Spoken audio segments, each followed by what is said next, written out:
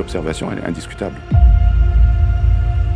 Géo-ingénierie, c'est un ensemble de techniques qui visent à modifier le climat de manière intentionnelle et à grande échelle. Chemical train, c'est-à-dire des traînées chimiques, c'est de l'oxyde d'aluminium, c'est du barium, c'est du strontium, c'est du manganèse, du soufre. Et là, ce sont des quantités gigantesques. Une traînée de condensation ne perdure pas des heures. Les chemtrails sont une vue de l'esprit. Les chemtrails n'existent pas. Officiellement, ils ne le font pas. Nous constatons depuis plus de 20 ans que ça a lieu. Mais déjà en 1947, en Australie, ils étaient en train de faire des tests.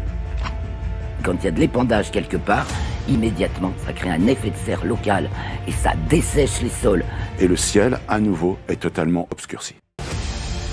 Les budgets de géo-ingénierie relèvent d'États, voire d'organisations plus grandes comme l'OTAN. Et les épandages qu'on a pu constater, ce sont des épandages avec une précision militaire.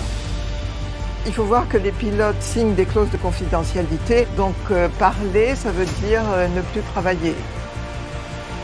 WWF et Greenpeace sont des organismes qui cachent la réalité au public.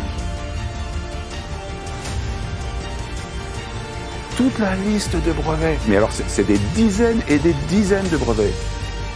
Lyndon Johnson, à l'époque vice-président, et il dit « Celui qui est maître du climat est maître du monde ».